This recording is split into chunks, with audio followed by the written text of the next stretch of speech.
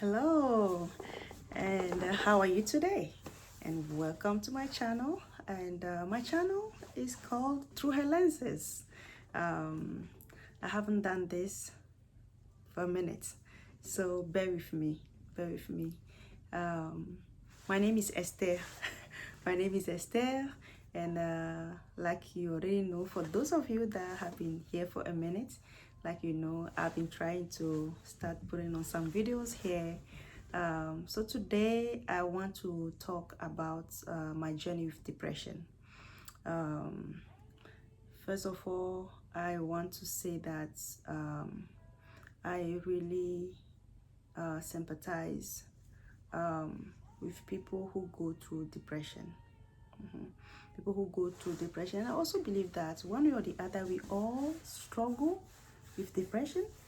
It might just be that it is levels.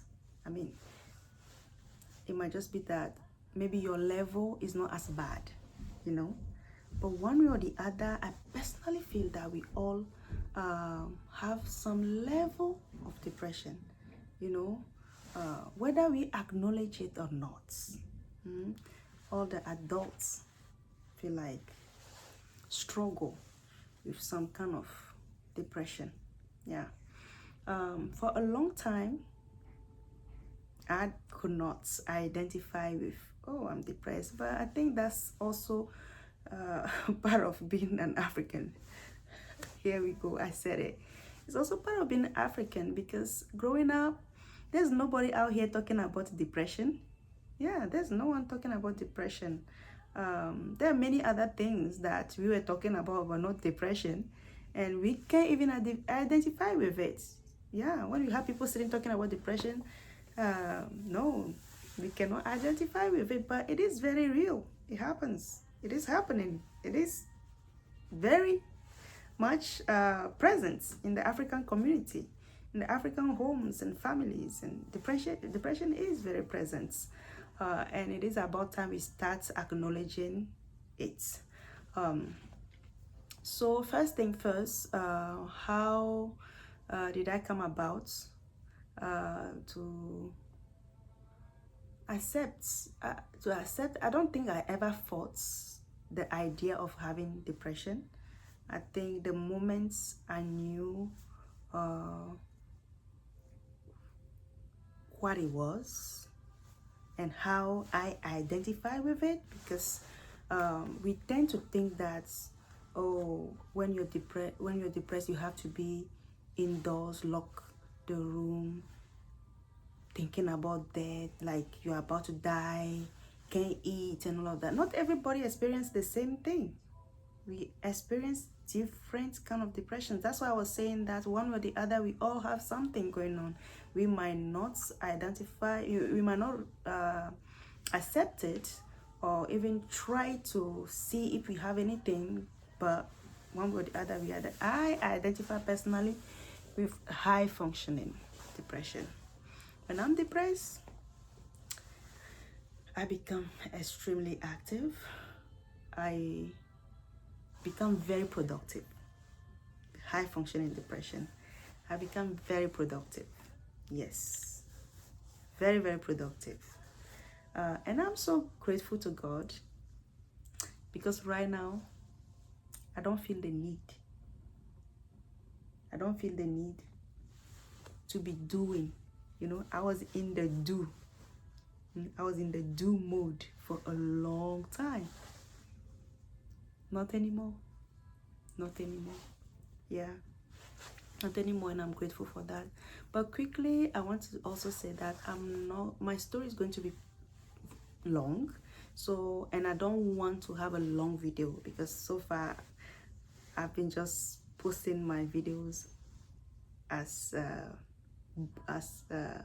they are just I record them and post them. I don't do the whole cutting and all those. I don't do nothing about it. I just post it. So I'm not going to be having long videos. Okay. So quickly for today, I am just going to acknowledge the beginning of my journey and what led to eventually me figuring out that I had depression. Okay, so I'll mention a couple of things very quickly, which is I have a very tumultuous childhood. Tumultuous, I hope it is English. So in French is tumultueux. I had a very difficult childhood. I've experienced molestation. I was molested, meaning I've been inappropriately touched. Okay, I've been inappropriately touched between the age of 3 to 5. Yes, by someone that my mom trusted at the time. And then eventually, around the age of 7 and 8, I've had another episode of being inappropriately touched again, but this time far away from home, far away from mom. I was at the time living with my stepmom, and I remember when this happened, I was actually asleep. Okay, I was asleep, and I kept feeling something, and I woke up, and I remember I was so shocked. I sat, stared at the person, and with no effort, my eyes could not stop. I was crying so hard.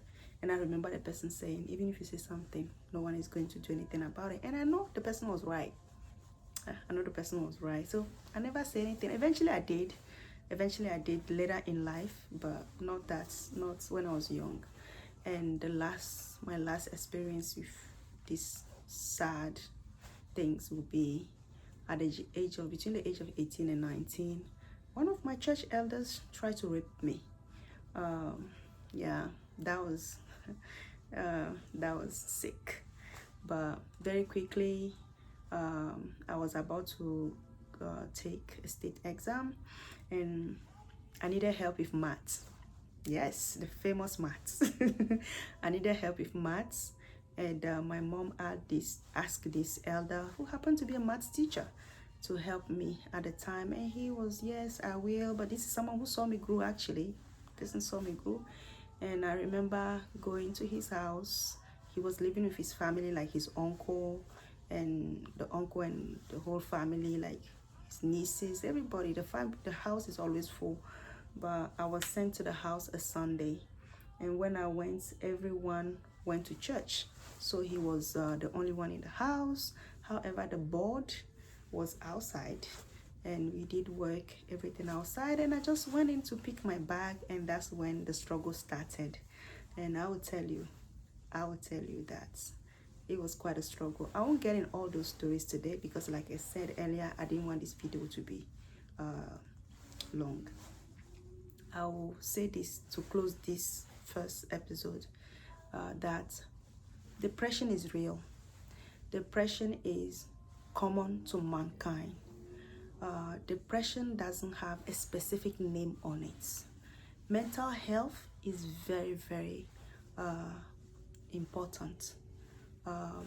So if you are someone that you go through depression, it doesn't matter the level of your depression. It doesn't matter if it's mild.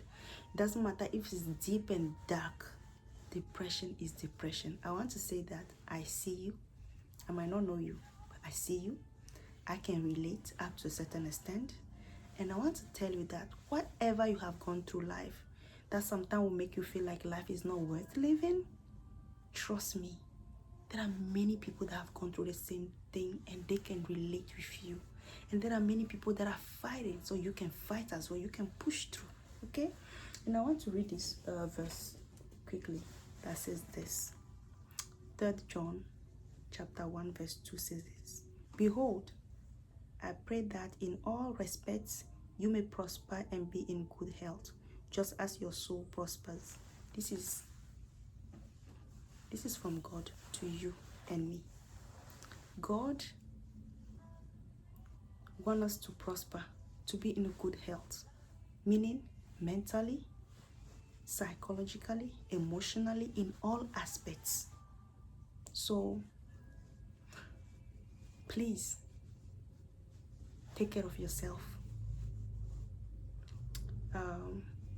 I'll have the next episodes and the next after that, and moving forward I'll get into the whole story and then share how I come to find out that this that I go through is depression, and how I've navigated it, because it used to be very bad. How I've navigated it, how I came to the other side, and also how I live my life today. Because depression doesn't go away completely. You just learn how to live with it, and you have tools. Yeah, the tools that I have, and how God have led. I'll share all of that. In the meantime, know that you are loved and you are cared for. Okay, God bless you, and take care of yourself. If this if this conversation add to anything at all for you, you can share with a friend. Well, take care of yourself and see you soon. Bye.